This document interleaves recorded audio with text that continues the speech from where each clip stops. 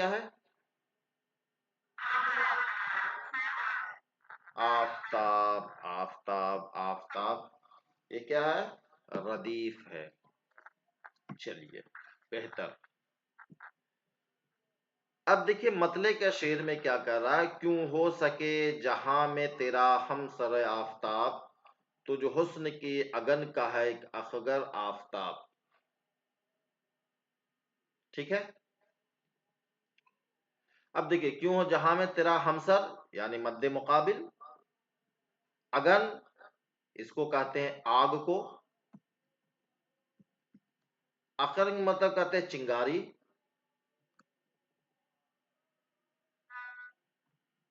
چنگاری۔ اب کوئی ہے جو اس کی تشریح کر سکتا ہے؟ کوئی؟ یہ آفتاب کوئی لفظی معنی نہیں ہے، خالی یوں ہی نہیں ہے، بلکہ آفتاب کا مطلب یہاں پہ سورج ہی سے بات ہو رہی ہے۔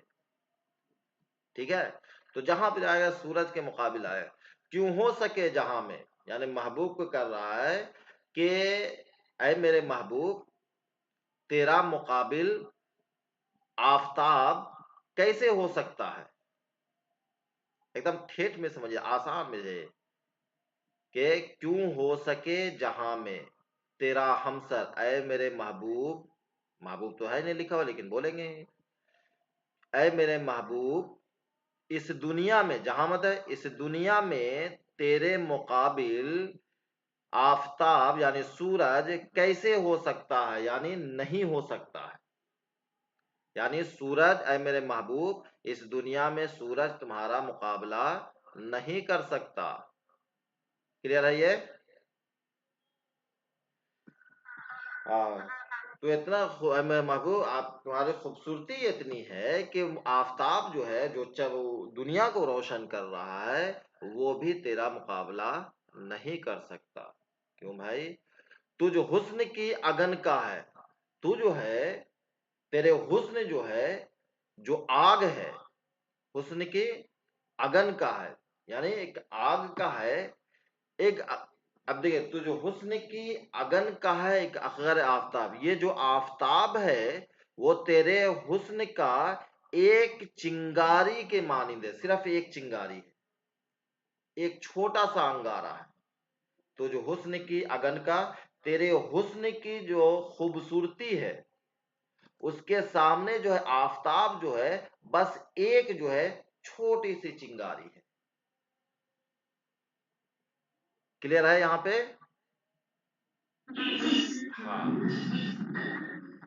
ہاں سیٹسفائیڈ ہونا چاہیے کہ زبردستی، ہاں نہیں، ہاں یہ سمجھ میں آ گیا، ایسا ہونا چاہیے۔ اب کر دیکھا جو تجھ کو آپ سوں روشن جگت منے، شرمو لیا نقاب زری مکھ پر آفتاب۔ دیکھیے ولی صاحب نے کیا جو ہے نقطہ اٹھایا ہے، گجب کا، ایسے ہی ولی کو بابا آدم تھوڑی نہ کہا گیا ہے۔ آپ جو ہے اس تصور اور اس زمانے کو سوچئے جس زمانے میں لوگ جو ہے اس اردو کو ریختہ کہہ رہے تھے، اس لائق نہیں سمجھ رہے تھے کہ یہ زبان اس لائق بھی ہے جس میں شاعری کی جا سکتی ہے، اور اس زبان میں ولی اس قدر شاعری کر رہے ہیں اور محبوب کی تعریف کو بیان کرنے کے لیے کہاں کہاں سے مقابلہ کر رہے ہیں اور کتنی تعریف کر رہے ہیں محبوب کی۔ تو کہا تھا جی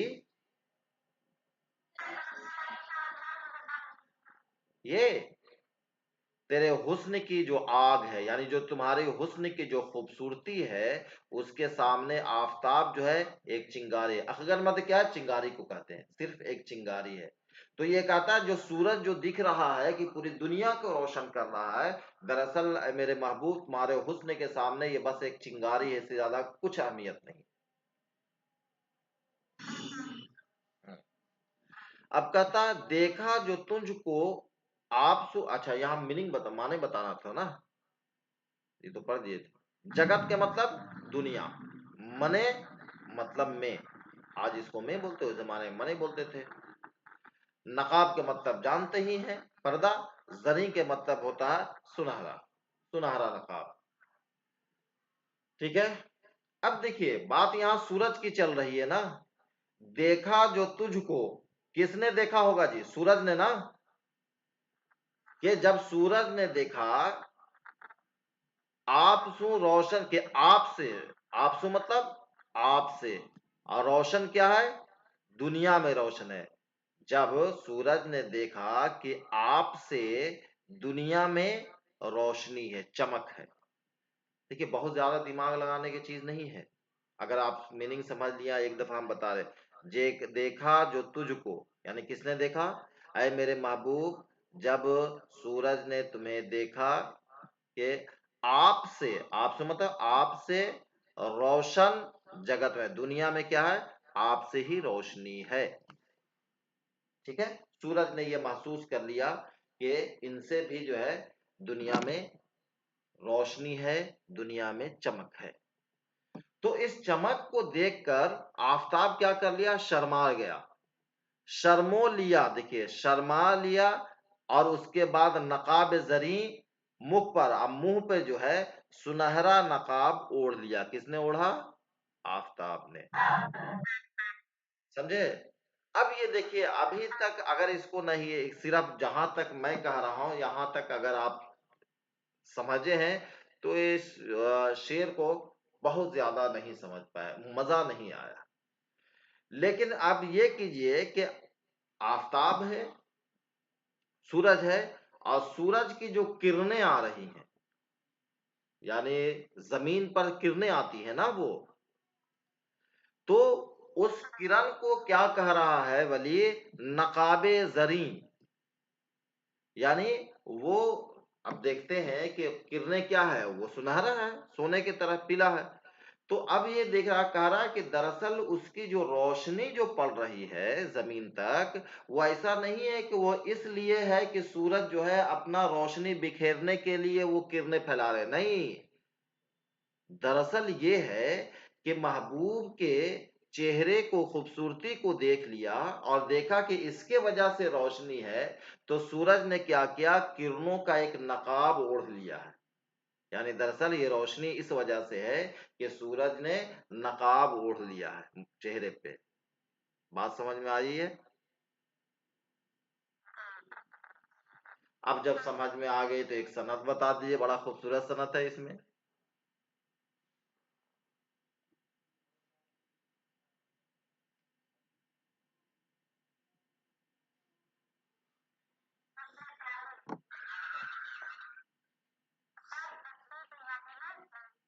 نہیں نہیں، اس سے پہلے کسی نے کچھ کہا.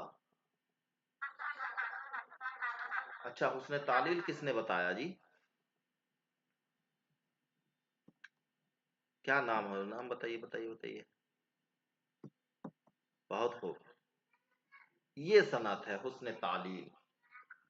یعنی کوئی اور کسی چیز کی اصل وجہ نہ بتا کے شاعرانہ وجہ بتانا، کوئی اور وجہ بتانا، حسن تعلیم. سورج کی یہ خوبی ہے بھائی کہ وہ روشنی پھیلا رہا ہے، اس کی خوبی، کام ہی ویسا ہے. لیکن شاعر جو ہے کوئی اور وجہ بتا رہا ہے، وہ کیا ہے؟ شرمانے کی وجہ سے نقاب اوڑھ لینا. ٹھیک ہے. کتنا خوبصورت شعر ہے. پھر یہاں دیکھیے اسی کا آپ کا اور آگے، آیا ہے نقل لینے تیرے مخ کتاب کی، تارے خطوط سے تی بنا مستر آفتاب. نقل مطلب اس کا عکس لینا. سمجھے؟ تو دراصل نقل کے مطلب یہ ہے کہ تصویر بنانا، سمجھ لیجیے یہاں پہ. مخ کتاب، کتاب کیا ہے؟ چہرے کا کتاب، دراصل کتابی چہرہ جس کو پڑھا جا سکے. تارے خطوط، تار کے مطلب تار ہوتے ہیں، جو روشنی ہے وہ. خطوط کے مطلب لکیریں، ٹیڑھی میڑھی ہے. اب مستر کہتے ہیں بنانے والے کوئی بھی مشین. جیسے اگر ہم پینٹنگ کر رہے ہیں تو برش وغیرہ کیا ہے؟ وہ مستر ہے. ٹھیک ہے. آلہ کو کہتے ہیں کسی بھی چیز کے آلہ کو.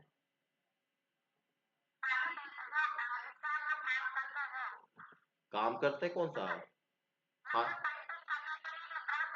ہاں ہاں ہاں، لکیریں بنانے کے لیے جو برش وغیرہ ہیں وہ آپ کے مستر کہتے ہیں. ٹھیک ہے. تو اب اس کو سمجھنے کے لیے ضروری ہے کہ مستر کی تو بات ہوگی نہیں، بس صرف آلے کی بات ہے، اور تارے خطوط کے مطلب لکیر ہو گئے، ٹیڑھی مڑھی لکیر، استی مطلب سے۔ اب دیکھیے کون آ رہا ہے، سورج ہی آئے گا نا، یعنی سورج تیرے خوبصورت کتاب کو، کتابی چہرے کو کیا ہے، نقل لینے کے لیے اترتا ہے، اور اسی وجہ سے کہتا ہے کہ اب یہاں پہ بات کیا ہے کہ سورج جو ہے صبح میں نکل کے طلوع ہونے کے بعد اپنے جو ہے روشنی ہے وہ بکھیرتا ہے، یہ اس کی فطرت ہے، لیکن شاعر کہہ رہا ہے کہ نہیں نہیں نہیں نہیں، اس وجہ سے نہیں ہے، یہ سورج اس وجہ سے نہیں نکلتا ہے، بلکہ سورج اس لیے نکل رہا ہے کہ وہ محبوب کے جو کتابی چہرہ، خوبصورت چہرہ، اس کا نقل اتارنے کے لیے آتا، نقل لینے کے لیے، یعنی اس کے جیسے بنانے کے لیے، اور اسی وجہ سے آڑے ترچھے لکیریں جو آفتاب کی جو لکیریں دیکھ رہے ہیں، یعنی اس کی جو روشنی بھی ہے وہ جو بکھیر رہے ہیں، وہ دراصل اس وجہ سے ہے کہ محبوب کے جو ہے عکس کو لے سکے، ٹھیک ہے، یعنی محبوب کے جو کہ محبوب کا جو کتاب ہے، حسن کی جو محبوب جو حسن کی کتاب ہے، اس کو صحیح طریقے سے نقل کر سکے، اسی لیے آفتاب جو ہے وہ اپنے لکیریں یہاں دنیا میں بھیج رہا ہے، یعنی اس کی روشنی دراصل اس وجہ سے نہیں ہے کہ روشنی بکھیرے، بلکہ محبوب کے حسن کی کتاب کا نقل لینے کے لیے روشنی آ رہی ہے، ٹھیک ہے، تو یہاں بھی حسن تعلیل ہے، ہاں، پھر دیکھیے سب اسی پورے تعلیل سے یہ غزل، یہ شعر جو ہے بھرا پڑا ہے، گرمیوں صبح قرار ہو نکلیاں سینے کو کھول، نکلیاں سینے کو کھول، تجھ عشق کا پیا ہے مگر ساغر آفتاب، اب یہاں سے گرمی سونگ یعنی گرمی سے بے قرار نکل لیا یعنی نکلا، سینے مطلب سینہ، سینہ سے نکلنا، کو کھول سینے کو کھولنا، اب کلی جو ہے، کلی کا سینے کا کھولنا کا مطلب ہے کھل جانا، ٹھیک ہے، کلیاں سینے کو کھول یعنی کلیوں کا کھل جانا، تجھ عشق کا پیا ہے مگر ساغر آفتاب، اب یہ دیکھیں، گرمیوں سے بے قرار ہو نکلیاں، نکلیاں سینے کو کھول، اب یہ دیکھیے یہاں پہ دیکھتا ہے کہ سورج کی تپش سے کلیاں کیا ہو رہا ہے، کھل رہی ہیں، گرمیوں صبح یعنی گرمی سے بے قرار ہو کے کلیاں جو کھل رہی ہیں، کس وجہ سے، گرمی سے بے قرار ہو کے کلیاں کھل رہے ہیں، لیکن شاعر کیا کہتا ہے کہ اصل میں سورج جو ہے تجھ عشق میں، یہ گرمی جو دکھ رہی ہے تجھ عشق کے میں کیا ہے کہ ساغر نے جو آفتاب نے پورے جو ہے عشق کا جام پی لیا ہے، عشق کا پیا ہے، یعنی آفتاب نے عشق کو کیا ہے، عشق کی تپش کو کیا کر لیا ہے، پی لیا، عشق کا پیالہ اس نے پی لیا ہے، جس کے وجہ سے یہ ہر طرف آگ برسا رہا ہے، آفتاب جو ہے آگ اس لیے برسا رہا ہے کہ اس نے عشق کا پیالہ جو ہے پی لیا ہے، جس کے وجہ سے وہ گرمی جو ہے برسا رہا ہے، اور گرمی برسانے کی وجہ سے کیا ہے، کلیا جو ہے بے قرار ہو کے کیا ہو رہا ہے، کھل رہا ہے، بات سمجھ میں آ گئی، ہاں،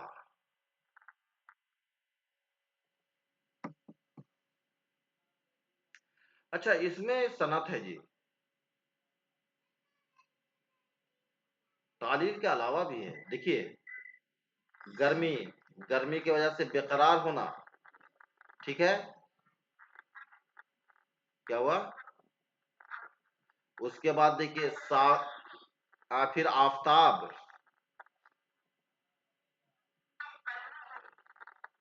مرات النظیر ہے نا، گرمی، گرمی سے بے قرار ہونا، گرمی کس کی وجہ سے، آفتاب کی وجہ سے، ہاں، ہاں، اس لیے میں نشاندہی کر رہا ہوں کہ آپ لوگ بھی اس کو پکڑنا سیکھ جائیں، اور یہ تو کوشچن تو آتا ہے نا، اور جتنی غزلیں پڑھنی ہے، پھر قصیدہ پڑھنا ہے، یہاں تک آتے آتے اکثر صنعتوں کو ہم لوگ دیکھ لیں گے اس کو۔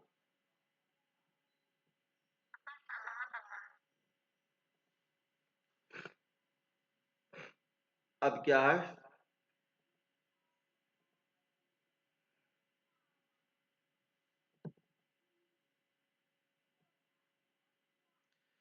اب دیکھیں ہندوؤں سورج کو درسوں ند پوجتے والے، ہندوئے زلف کے ہے بغل بھیتر آفتاب۔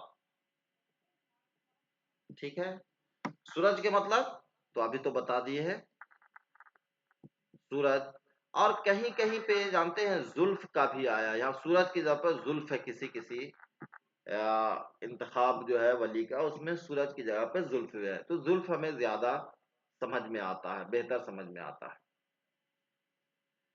اچھا، ہندو کے مطلب کیا ہے؟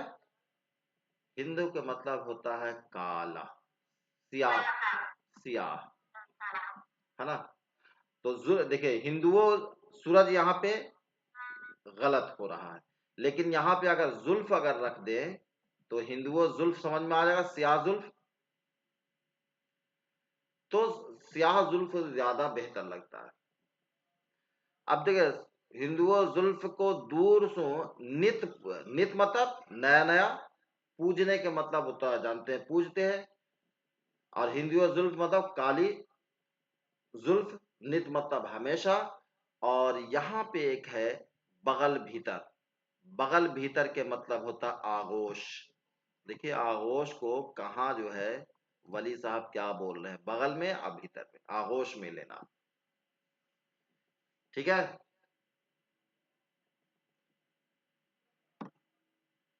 اب دیکھیے کہتا ہے، اب دیکھیے یہاں پہ یہی آپ کا ایہام ہے جی، یہاں پہ ایہام ہے، ہندو سورج کو پوجتے ہیں، ٹھیک ہے، یہاں پہ اگر لے کے چلیں گے تو ہندو لوگ کیا ہوتا ہے وہ سورج کو پوجتے ہیں، نئے نئے طریقے سے پوجتے ہیں، لیکن یہ معنی تو ہے نہیں، یہاں پہ کالے کے مانند ہے۔ اگر مان لیا ہندو کہیں گے زلف کو پوجتے ہیں تو وہ بھی نہیں ہوگا، تو جو معنی الفاظ تو ایسے ہی ہوتے ہیں، جو کہ ایک سامنے کا معنی ہو اور ایک جو ہے دور کے معنی ہو، اور دراصل شاعر کا مقصد دور کا ہوتا ہے، اسی کو ایہام کہتے ہیں۔ یہاں پہ دیکھیے یہاں کا شعر ہے بڑا بہترین، تو یہاں پہ زلف لے کے چلیے، ہندو زلف کو دور سے یعنی کالے زلف کو ہمیشہ نت نئے طریقے سے، یعنی اس کی عظمت کو خود ان کے کیا کہتے ہیں پوجتے ہیں، لیکن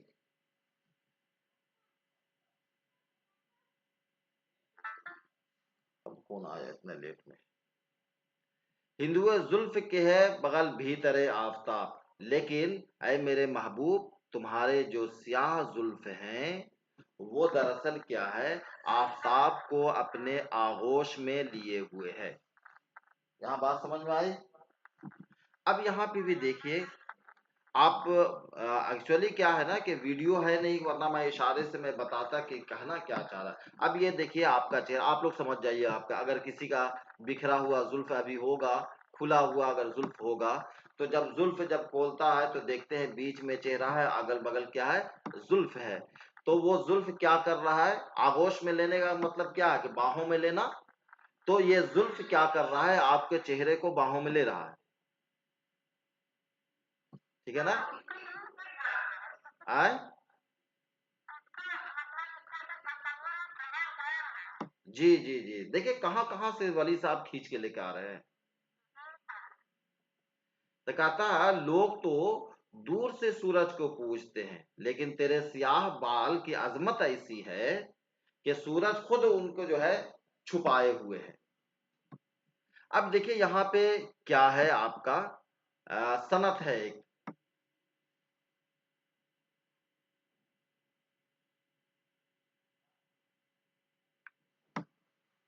کیا بتائیے صنعت؟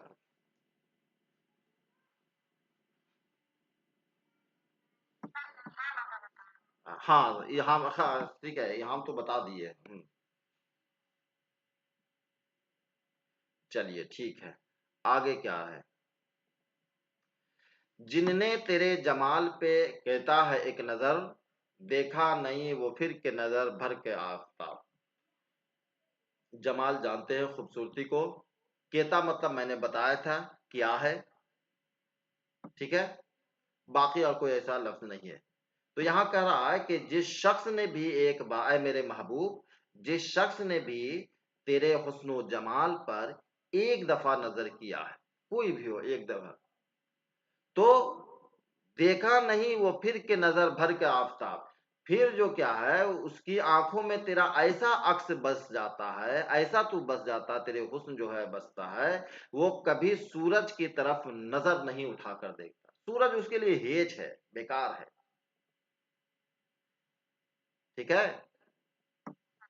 اب بتائیے ولی صاحب نے سورج کو کیسا درگت اڑا دیا ہے۔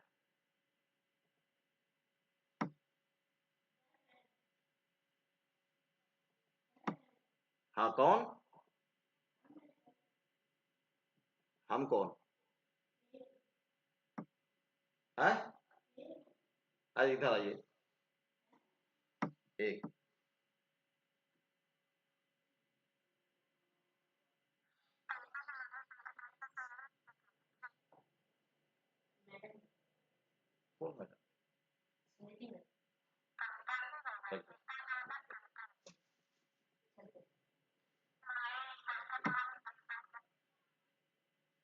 کیا ہوا؟ نہیں سوری، آپ نے جس نے بولا ہے کہتا ہے، کہتا ہی ہوگا، ہاں کہتا نہیں کہتا۔ یہاں پہ کوئی حیدرآباد والے ہیں کیا؟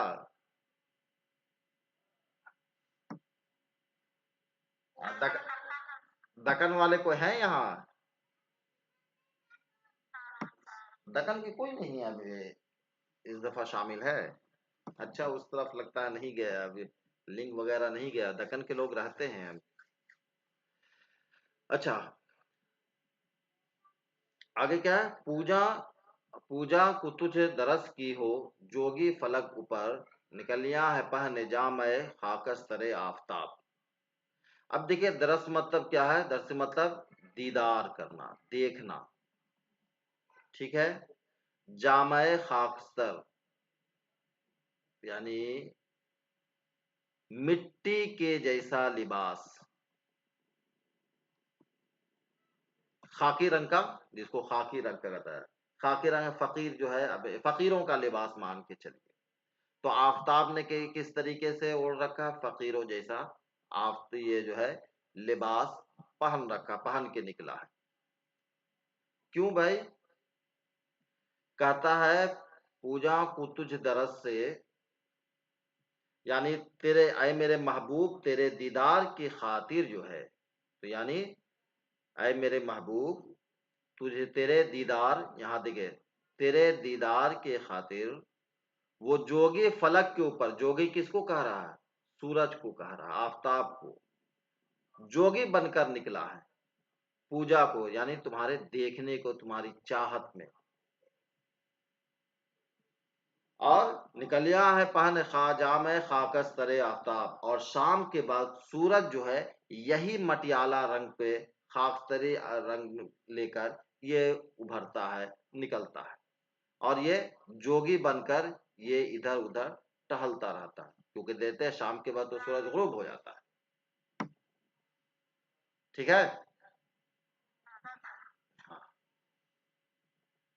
اب دیکھیے تجھ مکھ کے آفتاب اوپر گر کرے نگاہ، پنہا ہو ہر نظر ستی جوں اختر آفتاب۔ پنہا مطلب چھپا ہوا، اور اختر کا مطلب کیا ہوتا ہے؟ ستارہ، ٹھیک ہے۔ کیا ہے؟ تجھ مکھ کے آفتاب پر اے میرے محبوب تیرے آفتاب جیسے چہرے کے اوپر گر کرے نگاہ، اگر کوئی نگاہ کر لے، اگر نظر ڈالے تو وہ اپنی چمک کو کیا کھو دیتا ہے، پنہا ہر نظر سے جیوں اختر آفتاب، اور وہ ستاروں کی طرح کیا ہوتا ہے؟ چھپ جاتا ہے، جیسے دن کی روشنی میں ستارے نظر نہیں آتے ہیں، ویسے ہی تیرے حسن کے سامنے سورج غائب ہو جاتا ہے۔ پنہا ہو ہر نظر سے، ہر نظر سے جو ہے وہ اختر آفتاب جو ہے، یہ جو سورج ہے، وہ سب کے سب جو ہے وہ چھپ جاتا ہے۔ بات سمجھ میں آئی؟ ہاں، جگ میں ولی سو کس کو برابر کہیں تیرے، ذرے سو ہے نزدیک تیرے کم ترے آفتاب۔ جگ مطلب دنیا، کم تر مطلب چھوٹا۔ اب دیکھیے ولی صاحب کہتے ہیں کہ اس دنیا میں تیرا مقابلہ کوئی نہیں کر سکتا، جگ میں ولی سے کس کو برابر کہیں، اس دنیا میں ولی کہہ رہے کہ اس دنیا میں تیرا کوئی بھی برابر نہیں، کوئی مقابلہ نہیں کر سکتا، تیرے سامنے کیا ہے، ذرے سو ہے نزدیک تیرے، یعنی تیرے سامنے آفتاب بھی کیا ہے، وہ ذرے کے مانند ہے، چھوٹے جو ہے وہ بالکل کم تر ہے، یعنی تو اتنی عظیم ہستی ہے کہ تیرے سامنے سورج بھی بالکل ذرہ کے مانند ہے۔ جب سورج ذرہ کے مانند ہے تو تمام چیزیں بھی ہے اس کے سامنے حقیر ہے۔ اب یہ بتائیے کیا ولی نے پورے غزل میں جو ہے آفتاب کو ایک استعارہ بنا دیا، آفتاب سے مقابلہ کرا دیا محبوب کو، اور اس مقابلے میں اس سے کہیں زیادہ محبوب کو اوپر اٹھا کے رکھ دیا اس نے؟ اب اس کے مد مقابل کوئی ایسا نہیں ہے جس کو لا کے رکھا جائے اور اس کی تعریف کی جائے۔